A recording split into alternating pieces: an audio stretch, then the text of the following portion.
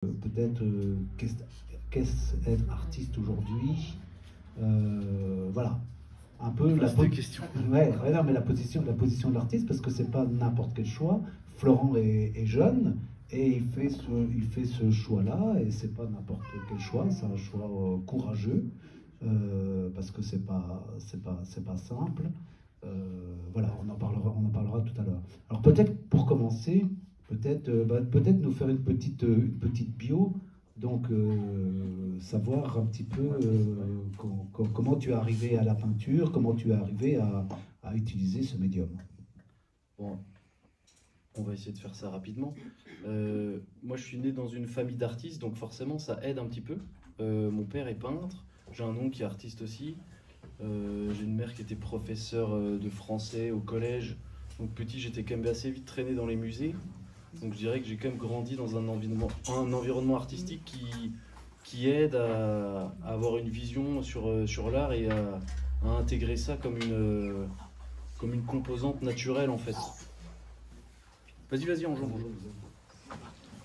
Et donc... Ouais, installez-vous. C'est l'entrée discrète, excusez-moi. Non, mais c'est pas grave. Ah, Et donc ça c'est quelque chose auquel je réfléchis souvent parce que finalement il y a un peu souvent de reproduction sociale aussi dans les univers artistiques. Et moi je dirais que je suis tombé dans le pot de peinture quand j'étais petit, même s'il y a une longue période où moi j'étais coupé de ça, j'y suis revenu plutôt vers l'adolescence et à partir de là j'ai vraiment accroché et j'ai pas lâché quoi. Donc j'ai des exemples on va dire de ténacité pour parler de l'aspect artistique qui permettent de se dire que même si c'est difficile, ça a quand même du sens. Et voilà. Après, au niveau des études, après un bac littéraire et art plastique, j'ai fait un rapide passage par les Beaux-Arts à Toulouse. À l'époque où j'y étais, il y a une quinzaine d'années, c'était encore vraiment la grande période de l'art conceptuel dans les écoles d'art. Donc on apprenait assez peu à dessiner, assez peu à peindre. C'était même perçu comme quelque chose de presque ringard ou de passéiste, enfin bref, je vous passe un peu les... Je pense que ça a duré longtemps, quelque chose peut-être qui est un peu en train de changer, c'est comme des modes, mais voilà, il y avait un espèce d'académisme de l'installation, de la déconstruction, etc. Donc finalement, je ne suis pas resté très longtemps là-bas, je suis allé à Paris à l'époque, mais j'ai vite arrêté les études, j'ai fait un peu d'anthropologie, sciences humaines, et je me suis surtout inscrit à des cours du soir, c'est comme si j'aurais pu m'inscrire au CEPAGRAP. Mais à l'époque, je m'étais inscrit à Saint-Denis, la ville de Saint-Denis, dans le 93. Et donc, j'ai suivi des cours du soir et j'ai eu des professeurs là-bas qui m'ont pris sous leur aile et formé à être assistant peintre. Et j'ai fini par faire une école de décor à Versailles. Donc, je passais du 9-3 à Versailles. C'était dans la continuité, on va dire, de la vision aussi en anthropologie assez intéressante. Mais au moins, bon, c'était formation privée avec, comment on appelle ça, quand on a moins de 25 ans et qu'on reprend un peu les études, il y a tout un tas de dispositifs pour aider les jeunes à s'en sortir. Donc, gros chèque de l'État, merci, ça permet de faire des écoles privées. Mais au moins, à Versailles, il y avait une espèce de rigueur qu'il n'y avait pas aux Beaux-Arts. Et donc, j'ai plus appris en un an que peut-être si j'avais poussé les 5 ans aux Beaux-Arts. Voilà, donc c'est un peu dommage là-dessus. T'es pas le seul. T'es pas le seul les plus jeunes, s'ils veulent à faire cette remarque. voilà, voilà. Rapidement, je dirais c'est ça le parcours. Et après, de quitter de plus en plus les centres, les gros centres, donc passer de Paris de nouveau à revenir en Alsace, à Strasbourg, où il y avait le fameux atelier familial pour payer le moins cher possible de surface. Et ensuite, quitter Strasbourg dans un rayon de 80 km à la ronde. Le moins cher, c'était Senon. Donc du coup, je suis presque déjà on peut dire un espèce de réfugié économique en fait en tant qu'artiste, où les périphéries des villes sont plus du tout abordables. Donc en fait, on se barre et on essaye de trouver des ateliers abordables voilà. Donc en même temps, moi je me suis bien implanté dans le secteur. Ça fait quoi, 6 ans ça fera 6 ans en octobre que je suis là. Je connaissais déjà les Vosges, etc. Et t'es intervenu à Hélicop? Oui, Hélicop, bien sûr. Pas mal avec François Klein. Pareil, un petit noyau voilà, toute une génération via la faculté. Enfin, c'est des amis qui traînaient au port du Rhin, donc des ateliers où j'étais beaucoup à Strasbourg. Enfin, voilà. Rapidement pour brosser le. Donc finalement, je ne sais pas s'il y a de la prédestination là-dedans quand on est dans un environnement artistique, mais ça aide quand même en fait, à peut-être avoir moins peur de ça, quoi.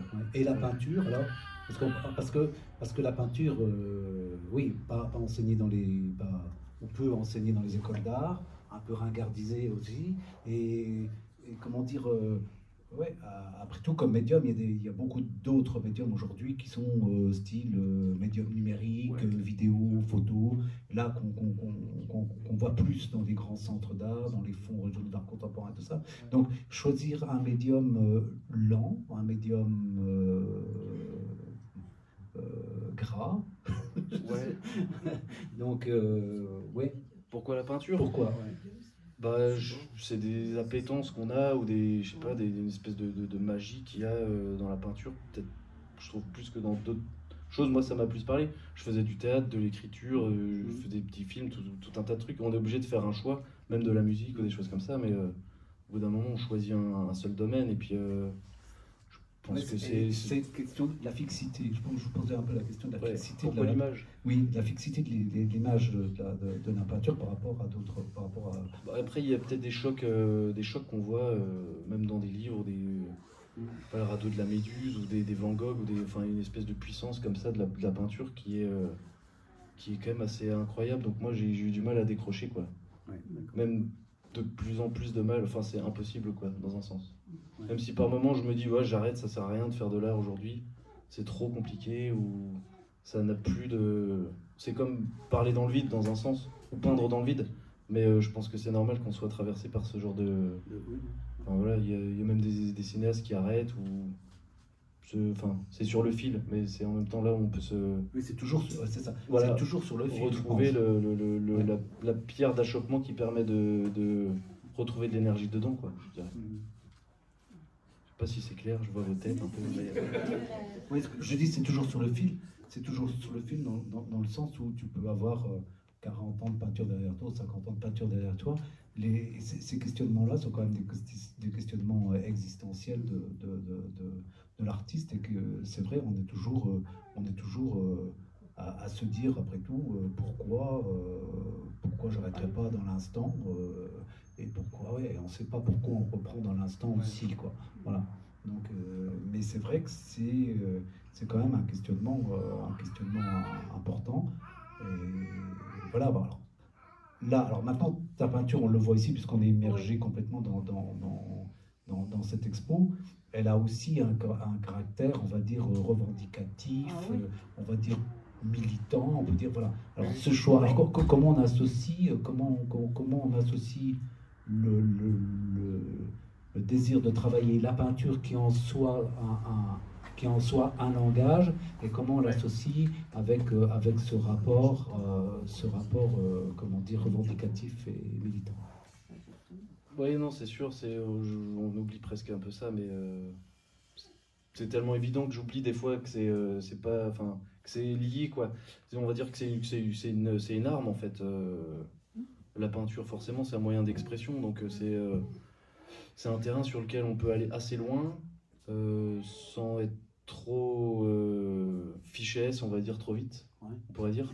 Il y a d'autres alternatives. Enfin, sur la palette d'alternatives qu'on a, l'art est un moyen. Donc, d'essayer de pousser la peinture de manière figurative et d'aborder un certain nombre de sujets, ça permet au moins comment dire, d'avoir une espèce de validité de thème, de pouvoir valider un certain nombre de thèmes sans être trop. Enfin, comment dire, c'est une tactique presque. Mais moi, je fais ça parce que j'aime la peinture, mais forcément, il y a une espèce d'engagement politique derrière. Donc les deux sont liés. Et plus jeune, quand je me disais, bah voilà, on cherche un style ou une manière de peindre, le côté figuratif, on va dire réaliste, ou la peinture bien faite, bien finie, on peut pas. C'est plus difficile de l'attaquer aussi sur le côté de la fabrication. Un objet qui est bien réalisé, si le thème peut cliver, au moins, on peut pas dire que c'est. Oui. Donc c'est aussi une manière de se protéger. Presque en protection, c'est ça ce que je veux dire. Oui. Parce que c'est presque le métier C'est presque le métier, le côté artisanal, la fabrication de l'objet Ouais. voilà, qui est d'abord un objet esthétique, mais qui permet effectivement de faire passer des messages importants, qui peuvent être clivants, mais à travers un objet plastique Ouais, et et puis esthétique. c'est on peut utiliser, enfin, c'est un domaine où on peut utiliser des allégories. Moi, en fait, il y a vachement d'allégories ou de métaphores. Donc, il y a une couche conceptuelle, il y a forcément juste la couche artistique, mais il y a la tonalité, on va dire, politique ou générationnelle, et puis le côté état des lieux, un petit peu, qu'on peut faire dedans. Donc, il y a plein de strates, en fait, dedans. Donc, toi, tu pars. Alors, justement, alors, l'état des lieux. Alors, bon, hein, l'état des lieux, quoi. Donc, on voit effectivement, on voit tous ces déchets, tout humain, puisque les déchets ne peuvent être que provenir que de l'humain, compte. Voilà, Ouais. et tous ces déchets. Mais, alors, tous ces déchets qui sont là, qui existent, mais qui sont investis par la nature investie par le végétal, investie par l'animal Les aussi. animaux, ouais. Et voilà. Donc, Réenglouti, ouais. ouais, réenglouti, voilà.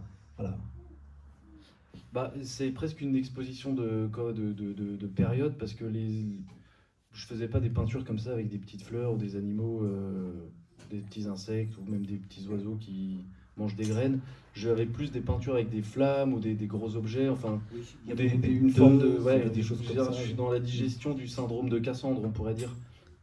Parce que comme le syndrome de Cassandre, c'est celui qui annonce la catastrophe qui va venir. C'est dans la mythologie grecque et qui est jamais écouté. Et je dirais que les derniers, c'est une femme, ouais. Et mais on appelle ça, enfin bref, syndrome de Cassandre. C'est le fait d'annoncer une catastrophe, personne ne l'écoute. J'étais dans cette démarche pendant longtemps, mais j'ai envie de dire que les paradigmes au niveau médiatique ont changé, c'est-à-dire que tous ces sujets-là, ils étaient quand même relativement éludés, même encore avant le Covid, donc il y a encore 4-5 ans. Même la notion de anthropocène, c'était un mot que personne connaissait, quoi. C'était secteur de niche, on pourrait dire. S'intéresser à l'avenir, secteur de niche, quoi.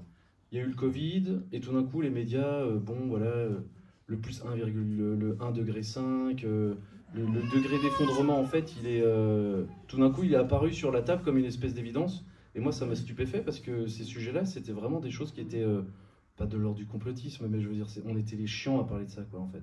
Et maintenant, en fait, c'est comme si on a eu l'information et on est déjà dépassé l'information. On est déjà rentré dans la catastrophe en très peu de temps. Et moi, ça m'a vraiment étonné parce que peut-être une forme d'hypermnésie, mais je me rappelle les mensonges d'il y a quelques années ou tout ce qui était non dit il y a quelques années, tout d'un coup, pouf, on nous en parle. Et en fait, on nous en a parlé, mais comme une espèce d'info qui, entre deux matchs de foot, de cancer de la prostate de la royauté anglaise ou je ne sais quoi d'autre.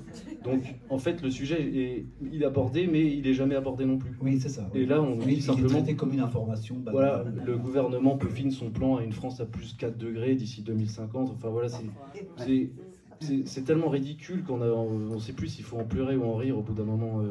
Donc voilà, je me suis dit, bon voilà, est-ce qu'on remet des flammes? Est-ce qu'on peint des charniers? Qu'est-ce qu'on peut peindre encore aujourd'hui? Des enfants sous les décombres? Enfin, je veux dire, je sais pas. Où est-ce qu'on peut pousser la peinture? Est-ce qu'il faut montrer? Qu'est-ce qu'il faut peindre en fait? Est-ce qu'on a tous besoin de gros électrochocs? En même temps, ça rajoute de l'image négative à déjà de la négativité. Vaut mieux aller peut-être comme C'est tu vas quand même ce sur que j'avais dit certaines pendant le dimensions. vernissage pour ceux qui étaient là, mais du coup j'ai essayé de trouver un truc qui début d'année à la fois pour moi pour pas non plus sombrer dans que de l'image négative. On pourrait faire des Guernica à l'appel en fait en ce moment. Mais voilà, je me suis dit tu vas sur une forme de poésie en fin de compte.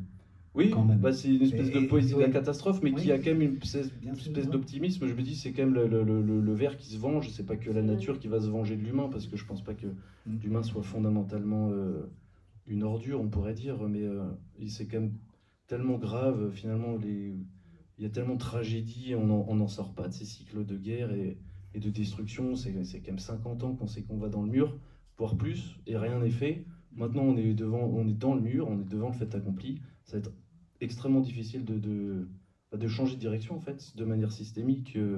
On n'a pas le pouvoir, enfin, il y a toutes ces questions-là. Donc, voilà, la peinture, elle me permet aussi d'y mettre un peu de ça, quoi. Donc, je me dis, voilà, je peins un caddie, mais il y a quand même le vert. Le vert, c'est une couleur qui est assez tenace, elle aide bien. Je pense que les psychiatres devraient en mettre dans leur... mais pas le vert d'hôpital, quoi, ouais, du vert, du bon vert. Tonique. Ouais, tonique. Ouais. Voilà. Mais en même temps, oui, effectivement. En même temps, il est tonique, mais il calme. Donc, Calme, ouais. voilà. C'est l'espoir en même Ouais. temps, mais c'est, je sais pas si c'est l'espoir, j'ai pas mis ça en disant c'est l'espoir, hein, mais en tout cas, j'ai réussi à retrouver de la vitalité à l'intérieur, quoi. Alors, j'ai les tournesols derrière, et puis il y a des très beaux tournesols là-bas avec des oiseaux. Et alors, les tournesols dans la peinture, c'est quand même toute une histoire. On pourrait faire une histoire de l'art autour du tournesol, hein, pratiquement. Et je regardais, je pensais à tes tournesols et à tes oiseaux, je pensais à Anselm Kiefer quand même.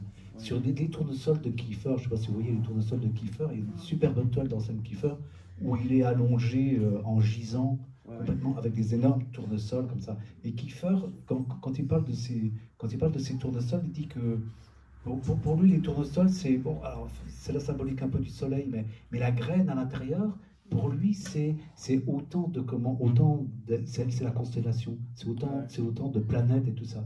Donc il y a une espèce de métaphore toujours comme ça du tournesol et du cosmos. Et cette espèce et Kiefer insiste aussi souvent là-dessus, c'est justement le rapport ce rapport des plantes et du cosmos. Et je ne sais plus quel philosophe du 19e, il disait qu'il fallait lire le monde, c'est-à-dire que quand on regardait la nature, il fallait imaginer qu'il y avait l'équivalent en planète, l'équivalent de plantes, de choses en planète, et qu'il y avait toujours ce rapport-là entre, voilà, entre les deux mondes. Et je retrouve un peu de ça aussi avec ces oiseaux qu'on retrouve aussi dans la peinture flamande. Je ne sais pas si vous êtes allé voir Jérôme Bosch, et vous retrouvez des chardonnerets chez Jérôme Bosch, beaucoup de chardonnerets chez Jérôme Bosch. Donc il y a une espèce de, comme ça, je trouve des filiations picturales.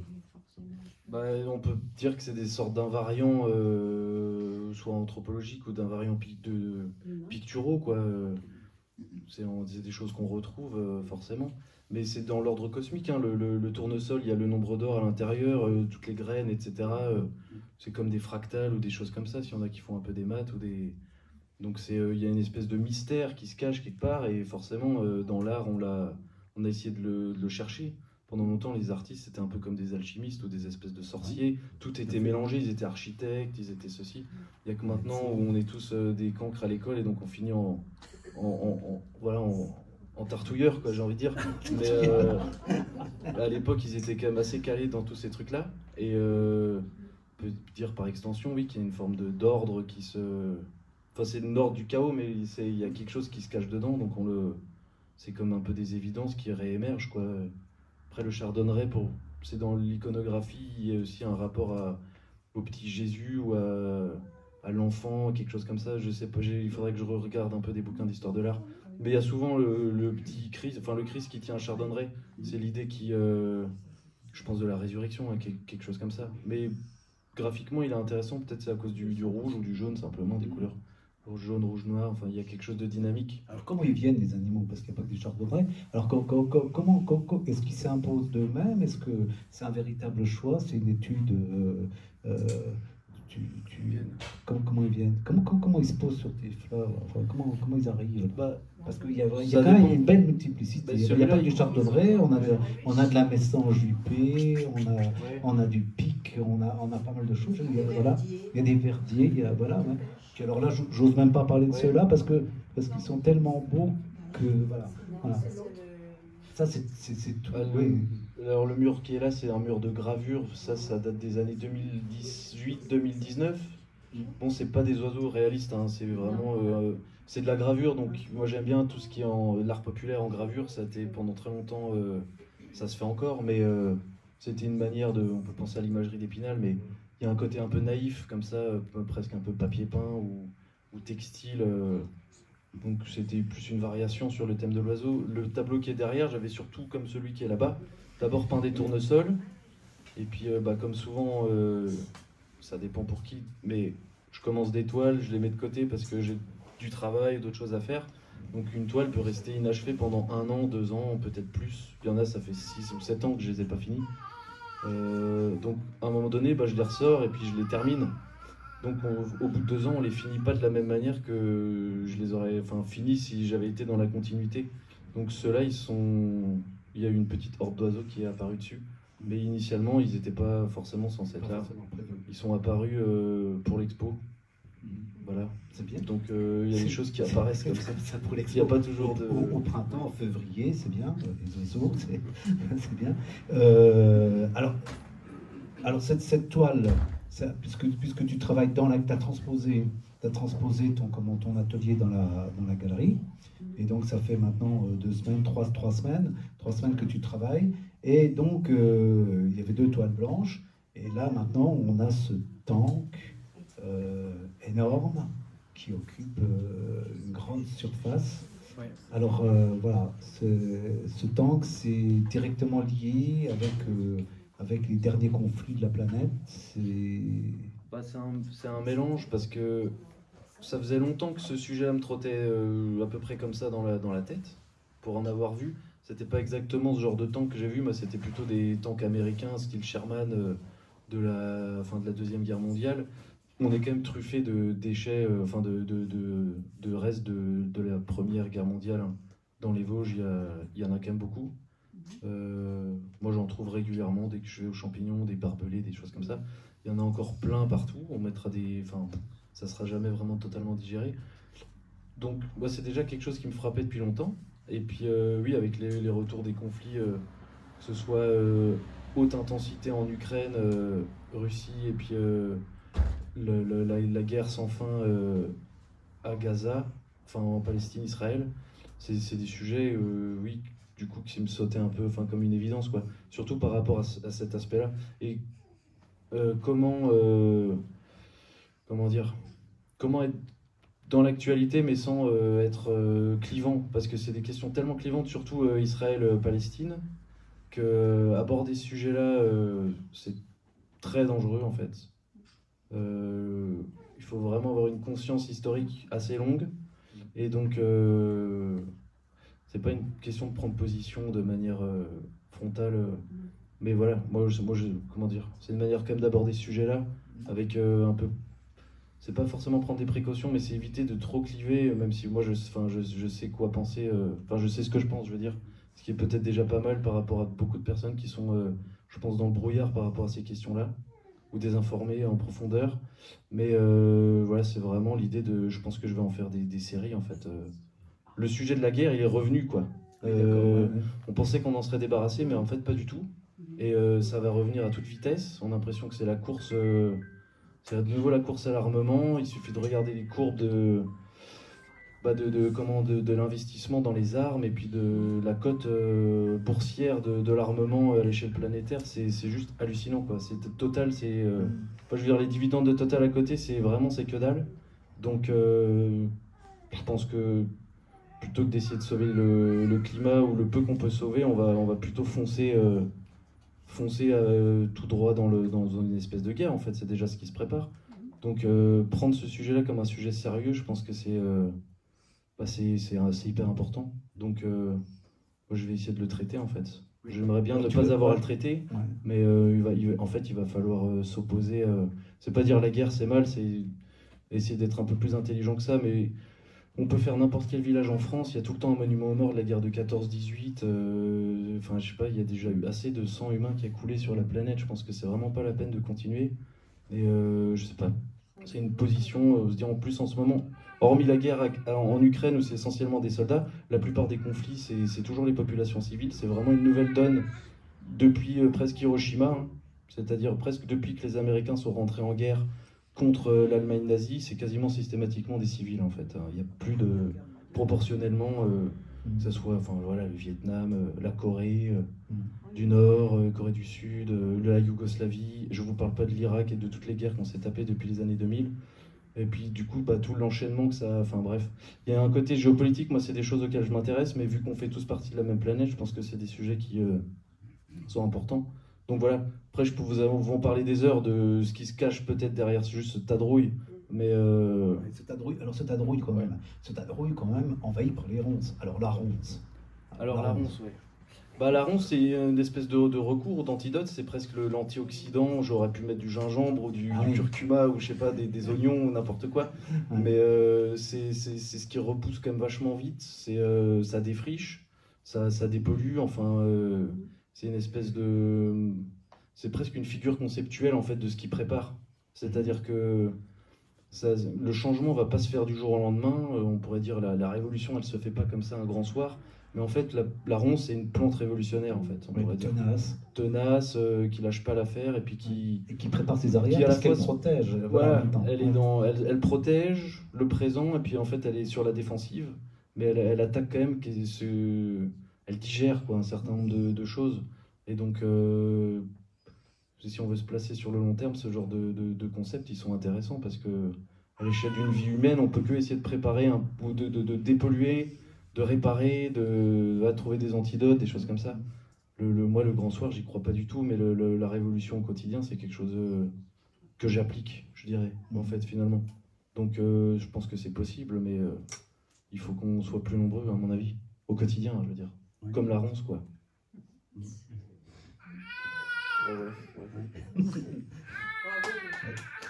Donc,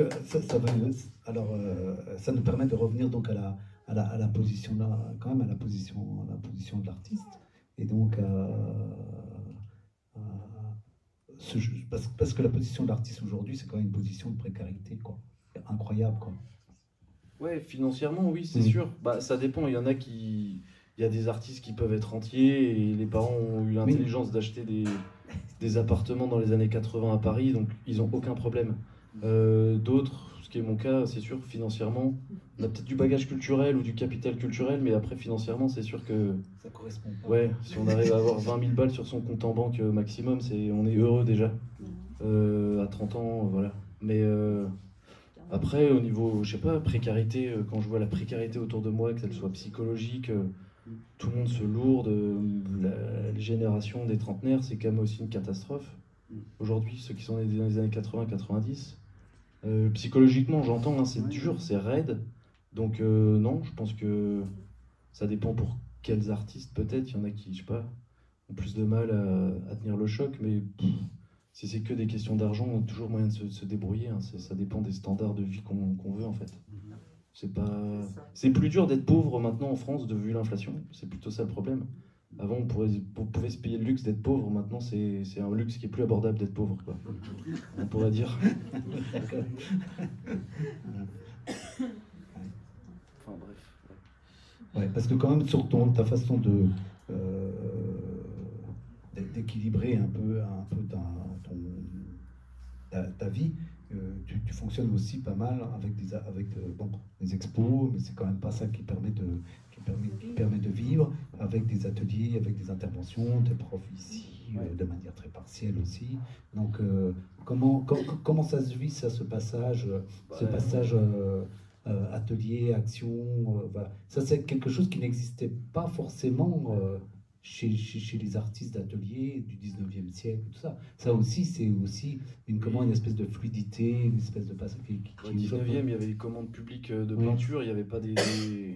Faudrait faire des sculptures à mi-temps pour les ronds-points, je pense. Ça serait intéressant. Mais il y a toujours moyen de se... Mais c'est une piste. Hein, c'est vrai qu'on peut souvent... J'en ferai, vous inquiétez pas. On va revoir la déco. Je crois qu'on peut faire largement mieux. Ouais.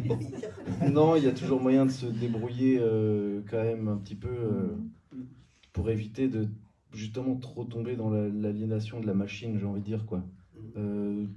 Moi, j'ai une formation de peintre en décor, donc je peux toujours retourner voir des entreprises et puis faire du décor.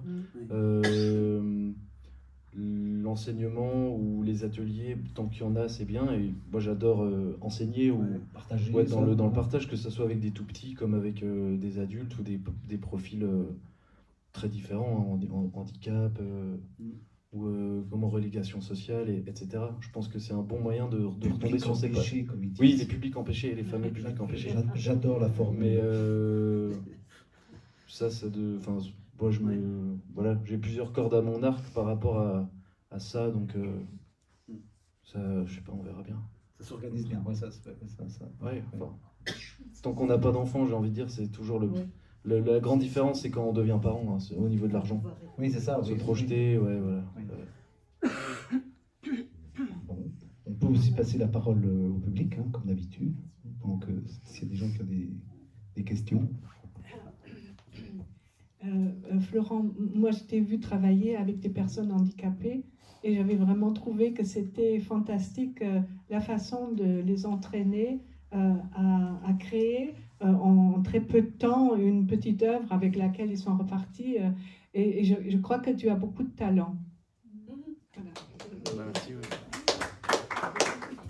Bah, le partage, hein, c'est pas de l'art-thérapie, je veux dire, mais c'est hyper important de fabriquer des choses, que ce soit de l'art ou d'autres choses, hein, mais je sais qu'il y en a qui aiment pas du tout faire ça. On peut dire que c'est une sorte artiste social, quoi. C'est un peu mal vu du point de vue du marché de l'art, on pourrait dire. Dans un CV, si la moitié du CV c'est faire que des ateliers ou de l'enseignement, surtout des ateliers, c'est pas. Mais c'est pas ça, comment dire, voir le plaisir des personnes qui fabriquent.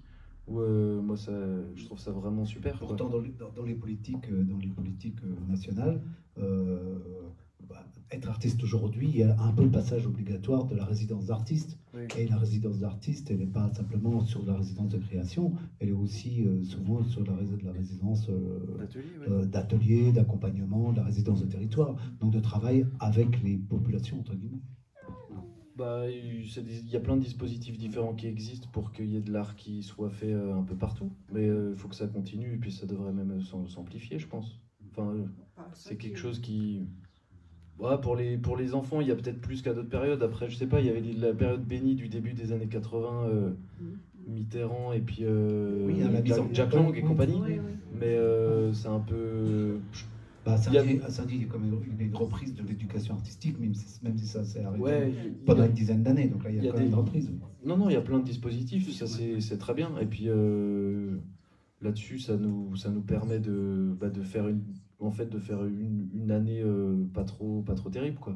Si on fait plusieurs types d'ateliers différents, moi ça me sauve. Depuis 3-4 ans, ça me fait mon année, ça me fait mon alimentaire, quoi, je veux dire, globalement. Donc, mais j'en fais beaucoup. Ce qui est le cas, en fin de compte, de beaucoup d'artistes, qu'ils soient un peintre ou écrivain ou tout type d'artiste, c'est souvent et c'est pour ça que ces dispositifs sont mis aussi en place. Il y a le partage effectivement de la création et de l'art, mais c'est aussi une forme de soutien aux artistes. Et effectivement, les ateliers pédagogiques avec différents publics permettent effectivement un certain équilibre. On peut dire que ça fait partie du contrat social. L'essentiel de ces ateliers, c'est de l'argent public, donc c'est normal que qu'on soit engagé dans la cité par rapport à ça. Je trouve que moi, c'est quelque chose de normal. Ça devrait être plus, je sais pas, contrat social. Moi, j'appelle ça, quoi. Je me dis, si c'est de l'argent public de faire des ateliers publics, l'économie tourne comme ça, quoi. Voilà.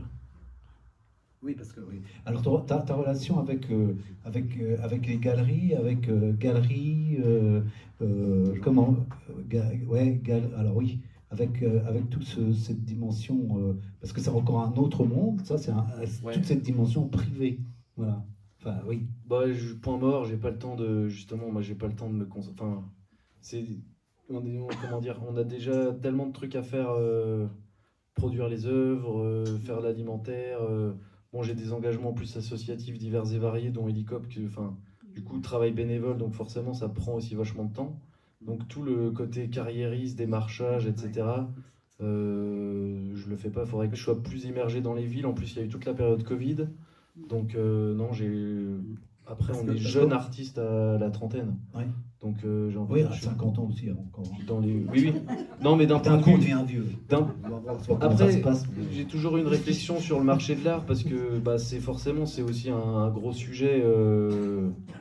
Un gros sujet, hein, ça, le marché de l'art, la financiarisation de l'art. C'est une escroquerie à bien des égards, comme évidemment plein d'autres trucs. Et donc, c'est compliqué. j'ai une stratégie à long terme, on va dire, qui n'est pas arrivée à. Il y a des artistes il y a certains artistes qui ont très bien compris, quoi. Je veux dire, enfin, qui sont rentrés dans le système, ce qui fait que, en fin de compte, ils produisent assez peu. Je veux dire, 50% de leur temps, ou même, on va dire 60% de leur temps, voire 70% de leur temps, sont consacrés à la communication, voilà. Et aujourd'hui, et c'est quand même ça, aujourd'hui, beaucoup d'artistes qui émergent sont quand même dans cette dimension-là, quoi. Ouais, alors que sur le territoire, en province, il y a plein de jeunes artistes ou d'artistes qui font des choses, comme toi, très intéressantes. Bah, pour justement en avoir discuté pas mal avec que ce soit mon père ou d'autres artistes qui sont des années 60, le marché de l'art, il y avait plein d'échelons dans le marché de l'art jusqu'à peu près la chute du mur de Berlin, enfin la fin de l'URSS. Et donc globalement, mais ça c'est à plein d'autres niveaux, depuis les années 90, on a vraiment basculé dans la financiarisation de l'économie. Ça n'a plus rien à voir avec le capitalisme, on va dire, des années 50-60. On est dans un rapport de financiarisation. Donc c'est-à-dire qu'il y a des bourses qui calculent des prix, on fabrique des cotes, que ce soit le grain, enfin je veux dire le prix du grain, et c'est à Chicago que ça se passe. Enfin, on est dans la financiarisation de l'économie. C'est une des plus grandes plaies de notre époque, et forcément ça touche aussi l'art. Ça permet à beaucoup de fabriquer de l'argent à partir de rien. C'est-à-dire, quelqu'un va acheter un Balloon Dog à Kunz, mettons 1 million d'euros, ou mettons 200 000 euros. Et voilà, il en a fait 10 ou 20, et il y en a un qui en achète 200 000, il attend un petit peu, il le revend aux enchères. Et aux enchères, le truc atteint 1 million, 2 millions, 3 millions d'euros. Donc tous les autres qui ont acheté aussi des Balloon Dog à 200 000, instantanément, toutes leurs sculptures, elles valent du coup à peu près la cote estimée du prix que ça aurait été vendu aux enchères. Et donc c'est tout une espèce de petit business ou de petite mafia. Et en France, évidemment, on est aussi très fort pour ça, parce que on a les deux plus grands collectionneurs français qui ont chacun Christie's et Sotheby's, hein, pour pas les nommer, donc Pinault et l'autre, monsieur Bernard Arnault. Et du coup, il faut valider ça dans les institutions, et des institutions publiques. Par exemple, une exposition Kunz au château de Versailles, c'est impeccable. Ça permet là de valider absolument tout. Donc ça, c'est le haut du panier. Comme d'habitude, c'est en général quand même les Anglais et les Américains qui sont les plus malins. C'est pour ça qu'il y a Damien Hirst qui a la plus haute cote et Jeff Koons qui a la plus haute cote. Ils sont d'abord des financiers, hein. Voilà, les plus grosses galeries, c'est à peu près pareil. Damien Hirst, il n'a pas commencé un tableau qu'il est déjà vendu. Oui, mais voilà, ça c'est vraiment le haut du panier, donc ça s'inscrit dans un marché international après avec les foires d'art, etc., que ce soit Bâle, la plus grosse c'est à Basel, mais bon, il y a Art Miami, Basel et tout. Et en fait, ça a vachement dégradé le marché normal, on pourrait dire, ça a dérégulé. Encore un mot bien étrange, mais voilà, ça a tout dérégulé.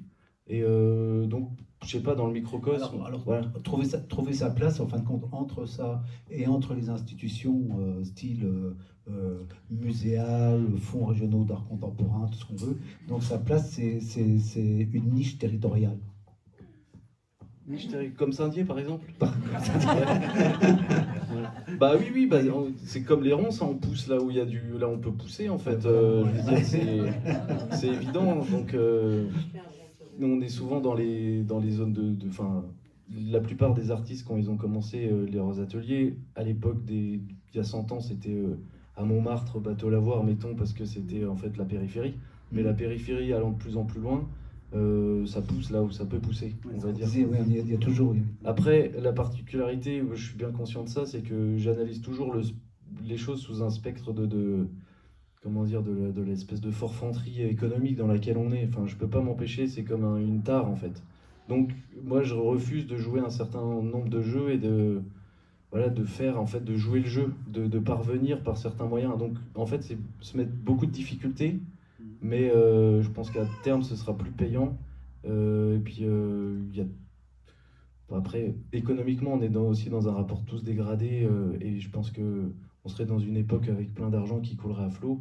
Les villes, je dirais, plutôt que de faire de l'isolation thermique au dernier moment, ça ferait 30 ans qu'elles auraient dû le faire, elles auraient assez d'argent pour acheter des toiles, par exemple. La ville de Saint-Dié, si elle avait des sous, elle pourrait acheter un tableau ou je ne sais quoi. C'est des choses qui, peut-être il y a 30 ans, auraient pu se faire. Aujourd'hui, c'est même pas la peine d'espérer ou un département, ou même des collectionneurs. Enfin, après, je fais des gros tableaux, ça prend de la place. Mais je parle même pour la plupart, hein, c'est même des petits trucs, c'est... après, c'est aussi... Mais c'est vrai, c'est vrai ce que tu dis, quoi. Alors, ce regard, on n'a pas... On profite beaucoup du travail des artistes. Et ici, vous êtes dans une galerie qui est publique, ouverte à tout le monde. Donc, il n'y a pas de souci, surtout avec les plasticiens. Donc, il n'y a pas de souci pour prendre plaisir à regarder ce qu'ils font. Mais on oublie tout le temps de les soutenir. Et c'est vrai qu'une collectivité, euh, elle pourrait aussi acquérir régulièrement aussi une œuvre ou quelques œuvres des plasticiens de leur territoire. Et pour la collectivité, ça peut être une collectivité proche, mais ça peut être un département, ça peut être une région. Et je vous rappelle quand même que les fonds régionaux d'art contemporain, au départ, étaient bien là pour constituer des collections régionales d'art contemporain. Ça a été complètement dévoyé, puisque aujourd'hui, dans tous les fonds régionaux d'art contemporain, vous trouvez les mêmes artistes labellisés, reconnus, étatisés. Donc voilà. Et donc, voilà. Au tout début, ils ont acheté. Ça, c'est vrai quand on voit les fonds en Alsace plus qu'en Lorraine. En Lorraine, ils ont arrêté très rapidement. Et après, ils voulaient chacun leur artiste international, quoi. Et donc voilà. Mais c'est vrai que c'est bien de mettre le doigt dessus, c'est en tant que plasticien, en tant qu'artiste, on n'attend pas forcément grand-chose. On attend un regard et on attend une forme de bienveillance. Et que peut-être une collectivité, une ville, un département, ce regard et cette bienveillance passe peut-être tout simplement par, de temps en temps, une reconnaissance à travers l'achat d'une œuvre. Je crois que il faut peut-être un peu militer dans cette dimension-là aussi. Oui, enfin, il y a plein de solutions, hein, mais c'est... Ouais. J'avoue que sur la question de vendre ces trucs, enfin ces tableaux et tout ça, voilà, il faudrait que je prenne 6 mois pour creuser le sujet et faire que ça, quoi, en fait. J'ai du retard, j'ai des dossiers de retard, j'ai des piles de retard. C'est un peu cancre là-dessus. Mais bon. D'autres questions dans la salle? S'il y a d'autres questions, je passe le micro. Oui. Je vais parler fort. Lève droit. Tu parlais de révolution au quotidien avant. Je vais dire ce que tu fais toi personnellement. En termes de révolution au quotidien, tu veux dire, ou de puissance faible, quoi? Enfin, déjà, je pense de réfléchir d'essayer de réfléchir avec justesse, de s'informer, puis de quand même être au courant de ce qui se passe, et de lutter contre, en fait, l'aliénation, je dirais déjà de se sauver soi-même et de sauver son propre cerveau, c'est déjà résister, parce que la résistance, c'est le truc qui va chauffer, mais en fait, qui encaisse les coups. Il y a l'idée de l'action, qui est encore presque un autre concept ou d'autres domaines. Je pense que, je vais pas dire que je suis un grand révolutionnaire, hein, mais moi j'essaye dans les peintures de toujours avoir quand même un axe et quand je m'exprime d'être quand même assez précis, quoi. Je le fais pas au quotidien, mais voilà, je pense que je peux discuter d'un certain nombre de sujets, donc je dirais que j'essaie d'absorber le maximum pour pouvoir retranscrire et donner de la matière à réfléchir, quoi. Donc là-dessus, je sais pas si c'est la réponse que tu attendais en termes de révolution du quotidien, mais je veux dire, c'est pas se dire, ah tiens, un grand jour, oui, il faut tout péter, on entend ça, oui, il n'y a qu'à tout péter, machin, gna gna gna, mais au quotidien, si on s'inscrit pas dans une démarche, en fait, ça sert à rien de dire il faut tout péter, quoi. Je parle de ça parce que dans des milieux plus, on va dire, extrême gauche que j'ai pu fréquenter ou d'autres gens que je connais, enfin, c'est des questions, la question de l'action, de la frontalité. Et c'est des sujets qui sont en fait sans fin. On peut tout faire, mais chacun sa part, où il faut être au maximum de ce qu'on peut dans le domaine qu'on a choisi, quoi. Mais en sachant que c'est de plus en plus dangereux, quoi. Je sais pas, pas si vous avez fait des manifs récemment ou depuis la période des Gilets jaunes ou des retraites ou de certaines rencontres écologistes ou des choses comme ça, mais je veux dire, la violence, elle est extrême quand même. Et du coup, elle est partout maintenant. C'est-à-dire que même les émeutes ou de banlieue ou les révoltes, tu vois, déjà le terme, il n'est pas le même. On va dire, la gauche va dire c'est révolte, la droite va dire c'est des émeutes. Mais dans le fond, il y a quand même eu 250, 500 écoles qui ont été cramées. Je suis même pas sûr que ça soit... En fait, c'est du nihilisme, quoi. Donc, la révolution au quotidien, c'est... faut lutter contre le nihilisme de notre propre camp ou des gens qui sont complètement perturbés. Tu vois, c'est des jeunes, enfin bref, il y a plein de choses à faire. Donc, tenir le cap, c'est déjà être révolutionnaire presque aujourd'hui par rapport à... Et puis, éviter de tomber malade, quoi, psychiquement, je veux dire. Donc, c'est important, quoi. Je sais pas si j'ai bien répondu à ta question. Mais Florent, toi, ta révolution permanente, tu l'as fait tous les jours parce que tu t'engages. Oui. Si? Mais c'est une manière de parler, hein. Je suis pas là, je vais pas me Non, draper d'un mais truc révolutionnaire, c'est des grands mots, mais voilà. C'est pas juste du discours chez toi. Oui, Il y a de l'engagement, oui. vraiment. Oui, bah, dans les peintures, oui, c'est sûr. Oui. Pas que dans les peintures, dans tes actes quotidiens. Ouais, ouais. Si. Ouais, Mais de manière très pacifique. Mais c'est une bah, forme on est de... obligé parce qu'on a C'est une déjà... forme ouais. de révolution Bah, le pacifique. pacifisme, oui. Bah Bah, oui. Bah oui. il faut... Mais vraiment avec des effets, quoi. Il y a vraiment du résultat et Ce que des je dis effets. souvent, il faut essayer de subvertir la bêtise et la haine par la beauté, quoi. La beauté sauvera le monde, il faut essayer, quoi. On n'a pas d'autre choix. C'est fatalement. Après, s'il faut aller à un moment donné au carton parce qu'on est contraint, il faudra. Mais ça sert à rien d'aller au devant de trop de catastrophes. Ça, enfin, tu vois, de se taper, je sais pas, dans l'emprisonnement, fichier S. Après, c'est des galères. On ne fait plus rien après. Hein, Après, on n'est plus. mais efficace. c'est réfléchir sur le pouvoir, en fait, et la manière dont le pouvoir, à qui appartient le pouvoir, où est-ce qu'il s'est déplacé. Ouais, moi, je suis pas un homme politique ni philosophe de ce genre de questions, mais je m'intéresse à ça parce que c'est des choses de toute façon qui nous concernent. Donc faire l'autruche trop longtemps, c'est de toute façon, de plus en plus, ça nous revient dans la gueule ou ça nous revient en boomerang, quoi. Donc on a pu éluder, mettre sous la table un certain nombre de décennies, etc. Mais maintenant, c'est, je veux dire, on pourrait dire l'aveuglement crève les yeux, quoi, en fait. Et maintenant, il vaut mieux avoir ses deux yeux ouverts, quoi. Voilà. Ouais. Voilà. Donc c'est vraiment la position de l'artiste, effectivement. Et en soi, c'est déjà, voilà, voilà, de finir dans cette dimension-là, c'est bien, quoi. Garder les yeux ouverts, vraiment, complètement. Les oreilles aussi. Les oreilles, oui, c'est important. Tous les sens. Tous les sens, ouais, voilà. Tous les sens. Voilà. Mais ça peut être dangereux, hein. On Oui. va l'oublier. Oui, bah, Oui. la vie est dangereuse. La vie est dangereuse. Tu elle l'as dange- bien dit. oui, voilà. Tout le monde fait, Moi, je me rappelle, je suis vieille maintenant, 72, donc il y a 20 ans, il y avait eu la censure ici, à Saint-Dié. Une artiste, Françoise Georges, elle a exposé sous le thème transparence, elle était censurée. Ouais.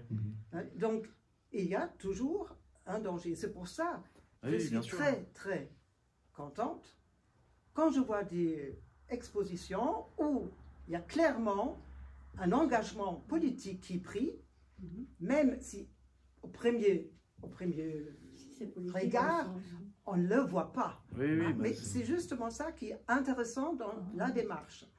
Mais, c'est à cause de l'huile extra fine, c'est pour ça. mais c'est obligé. on Ouais. ne peut que se féliciter hein, d'avoir des artistes jeunes qui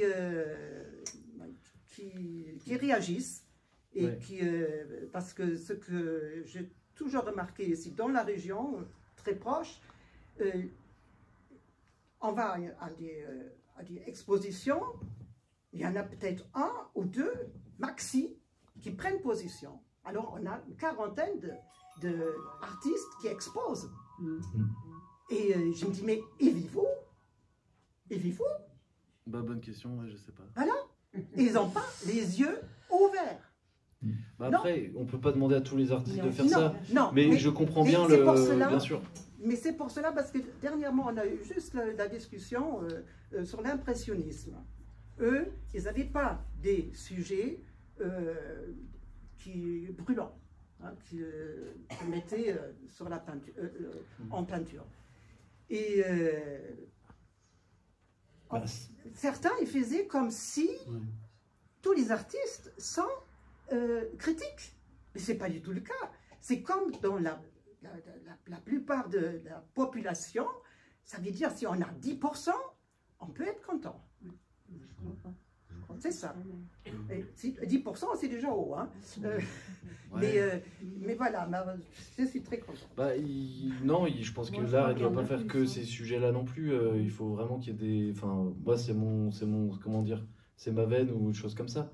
Mais Voilà, après, j'ai des sujets, ceux qui connaissent un peu d'autres peintures que j'ai pu faire, qui sont beaucoup plus frontales ou plus directes, ou sur l'ordre de l'humour ou de la fable, ou des choses comme ça. Après, les positionnements, plus sardoniques, on pourrait dire. Les positionnements peuvent être très, très différents. On peut, au niveau artistique, ça peut être aussi très méditatif et très révolutionnaire, quoi. Je veux dire, en même temps. Voilà. Donc, après, oui. Parce que sur l'impressionnisme, je suis pas complètement. Parce que l'impressionnisme, déjà, à l'époque impressionniste, rien que le cadrage des impressionnistes, c'est déjà toute une révolution qui n'était pas acceptée du tout à l'époque, quoi. Et alors, le fait de sortir à l'extérieur, c'était même pas la peine, quoi. Donc voilà. Et en soi, c'était déjà une révolution énorme par rapport à l'académisme. Il faut bien se rappeler de ce qu'était l'académisme, quand même. Donc, voilà. Voilà, donc, il y a d'autres questions? Non, moi je veux juste dire que j'admire ta peinture, ta lucidité et ton intégrité. Voilà. Ouais. Qui ressort. Voilà. C'est bien. Voilà, donc s'il n'y a pas d'autres questions, je voudrais annoncer, On parlait du marché de l'art, on parlait de ça dans les hautes sphères. Où ça va? Parce que là-bas, ils entendent. Oui, on parlait du marché de l'art, mais bon, à haut niveau, dans des choses plus raisonnables pour les petits artistes de quartier ou artistes en herbe. Bref, est-ce que la peinture engagée a autant de chances de se vendre que la peinture roman à l'eau de rose? Oui, il faut trouver les bonnes personnes, c'est juste que ça prend du temps. Et puis, comment dire, il faut éviter de se faire avoir dans le sens où ça utilise vachement les jeunes artistes, tout d'un coup il y a une cote qui monte et puis au bout de 2-3 ans, c'est fini. Donc il faut tenir dans la durée. J'en connais plein, ça décolle, mais après plateau, et puis après il n'y a plus jamais. Donc en fait, si on ne se préoccupe pas de ces questions, dans un sens, j'ai envie de dire que les galeristes et le marché de l'art fassent son travail en fait. C'est-à-dire que c'est... Après, il y a tous les outils numériques et les réseaux sociaux qui ont aussi encore un autre truc qui a complètement bouleversé le jeu, on pourrait dire. Et plus les intelligences artificielles, enfin, il y a tout le temps des nouveaux trucs à digérer. Donc c'est un peu compliqué. Enfin, c'est compliqué. Ça prend du temps. Mais c'est des choses qui prennent du temps, mais c'est... Parce que sur les nouveaux, tu parlais des outils numériques, et en particulier, par exemple, des commandes de tout ce qui est réseau social, où aujourd'hui, il y a une grande diffusion, en fin de compte, hein, sur une grande diffusion. Mais en fin de compte, quand on s'aperçoit, quand on met le nez dedans et qu'on regarde, il n'y a pas, je veux dire, on ne s'y trompe pas, quoi. C'est-à-dire que quand on rencontre quelqu'un qui fait un travail de fond comme toi, un travail de qualité, ça se voit tout de suite. Ça se voit tout de suite. Si vous allez sur le net, vous allez, si vous allez sur des commandes, sur des sites comme Pinterest, ou des sites comme ça, on voit tout de suite si on est dans le faire ou si on est dans le réflexif, quoi. Si on est dans l'engagement ou si on n'y est pas, quoi. L'engagement au niveau de l'art, pas forcément un engagement politique, mais si on est véritablement dans un engagement artistique ou pas. Ça se sent tout de suite à travers ce qui est montré, à travers l'image. Enfin, moi je le lis comme ça. Oui, bah, et donc ces réseaux en soi, ils peuvent être aussi intéressants quand même dans la diffusion. Ouais. Oui, il y a plein de manières. Je n'ai pas fait d'études exhaustives de comment font les autres, mais il faut sortir un peu plus dans des grandes villes ou aller toquer aux portes ou prendre des rendez-vous, des choses comme ça, quoi. C'est une rigueur que j'applique pas en fait, que j'applique plus. J'ai trop des fois déménagé ou en fait je travaille, peut-être je préfère peindre, ou dès que j'ai du temps j'essaie de peindre. Donc en fait moi j'ai un manque de temps, et tout ce travail administratif vrai que bon, quand c'est des CTEAC, c'est fort agréable, on n'est pas obligé de galérer pour se faire payer, mais des fois c'est la galère administrative pour être payé 6 mois après. Donc cette année j'aurai moins de galère administrative, donc j'aurai plus de temps pour faire toc toc, coucou, j'existe. Mais voilà. Après c'est aussi la manière de se mettre en avant, ça c'est pas forcément quelque chose que j'aime faire. C'est le côté selfie un peu prétentieux des réseaux sociaux. Il y a une espèce d'injonction aussi, le côté tout le monde doit être artiste aujourd'hui. Enfin, il y a un côté très paradoxal en fait. C'est-à-dire que plus c'est dévitalisé, plus il y a de monde qui veut être artiste. Je parle aussi des jeunes générations, comme une espèce de vision un peu bohème, enfin une espèce d'injonction à l'originalité. Alors que mais que l'artiste soit plus important que l'œuvre presque. Alors que ce qui compte, c'est. Il y en a dit, il y a le savoir-faire et il y a le faire-savoir. J'en connais plein qui sont vraiment plus dans le faire-savoir que dans le savoir-faire. Mais bon, c'est pas. C'est une course de fond, quoi. C'est une course d'endurance. Donc c'est pas juste de l'explosivité comme ça qui peut monter. Et puis mais c'est une stratégie. Comment court-circuiter aussi le marché de l'art pour lui faire un pied de nez, quoi. Mais ça prend du temps. C'est toujours un truc que j'ai pas mis en opéré, enfin comment dire, qui n'est pas réalisé, quoi. C'est chantier en cours. Chantier en cours. Ouais. Voilà. Et petit verre de jus de pomme peut-être. Donc, pour tout le monde. on va peut-être s'arrêter là pour cet entretien. S'il n'y a plus de questions, je vous donne la prochaine petite expo. On aura une expo éphémère avec Philippe Collignon qui va nous présenter 2 séries de photographies, dont une qui est réalisée aussi avec un poète, avec Richard Rognier. Il y a aussi une petite publication. Vous avez les petits documents que je vous ai donnés. Ceux qui ne l'ont pas, vous pourrez les prendre là. Donc c'est une expo éphémère sur 3 jours, vous verrez. C'est les 23, 24, 25 février 2024, donc on s'approche. Donc ça c'est... Donc on vous attend avec plaisir. Là, je ferai une rencontre donc avec Philippe et avec Richard. Donc on aura le poète, le photographe. On va parler aussi de ses langages, poésie, photographie. Voilà. Et puis l'expo qui viendra après, là, on accueillera plein de Strasbourgeois. Le temps des ardoises. Le temps des ardoises, c'est une expo où il y a 50 artistes qui exposent dans cette galerie. À ces 50 artistes, on a donné 2 ardoises, des colliers, et il fallait faire une création. Voilà. Et il y a des choses assez extraordinaires. Cette expo était déjà présentée à la galerie Sandra Blum à Strasbourg. Vous pourrez découvrir cette expo, cette prochaine expo. En tout cas, Florent, merci pour cet entretien. Merci à vous d'être présent, ça fait plaisir. Merci pour ton engagement.